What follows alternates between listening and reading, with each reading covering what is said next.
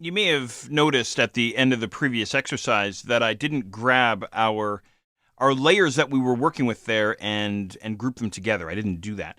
That's because we're actually not finished. We have a little bit more to go here, and this once again gives me lots of opportunity to show you some cool stuff here. We're going to actually throw some text in on top of the Emily Dixon photograph, so make sure that her layer is selected there inside the Layers panel.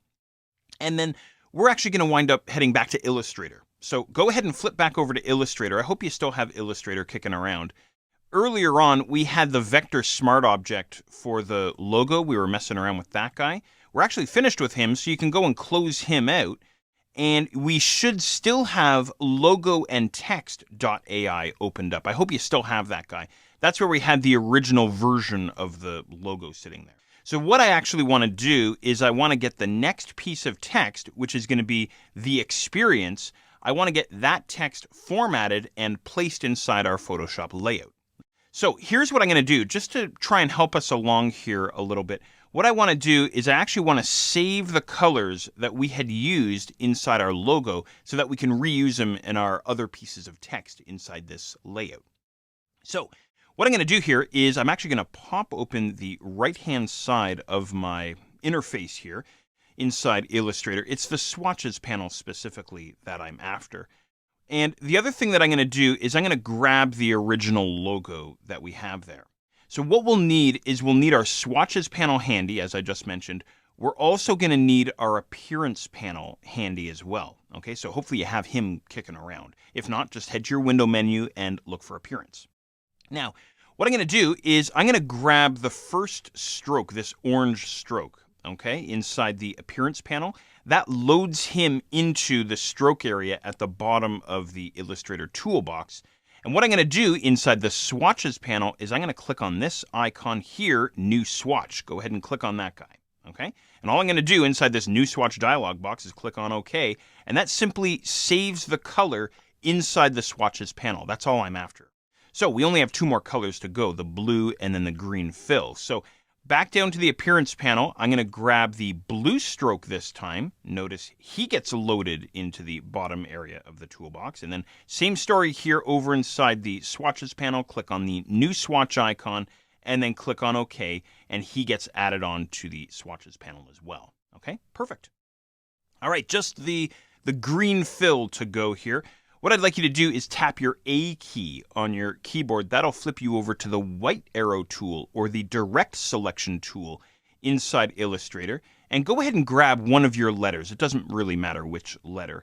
And notice that your green fill will get loaded into the bottom area of the toolbox this time. Any guesses what we're going to do next?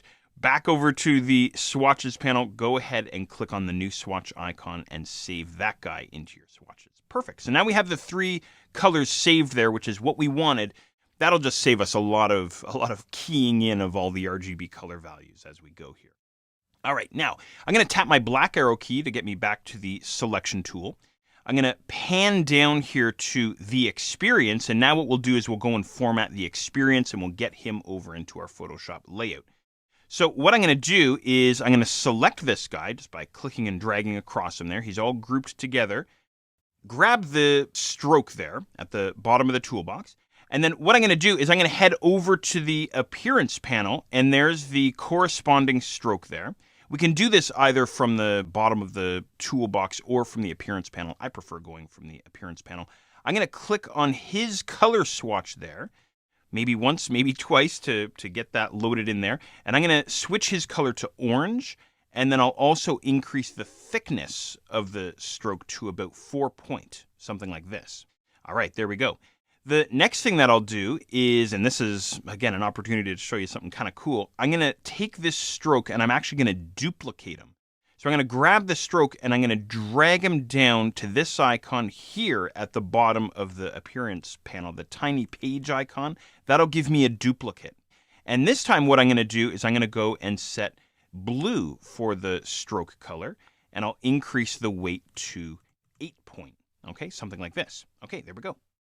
All right, last but not least, I'm going to go and grab the fill, and we're going to use the green for our fill, something like that. Now, we're getting there. Things look a little messy here inside the Illustrator artboard, But what I'm going to do now is I'm going to take the blue and the orange strokes and I'm going to rearrange them. I'm going to drag them down beneath the fill inside the appearance panel.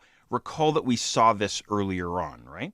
Now I'm being very careful when I'm doing this. I want the green fill first, then the orange stroke, the 4-point stroke, and then the blue 8-point stroke at the very bottom. So we wind up with something that looks like this. Okay, that's exactly what we want. Perfect.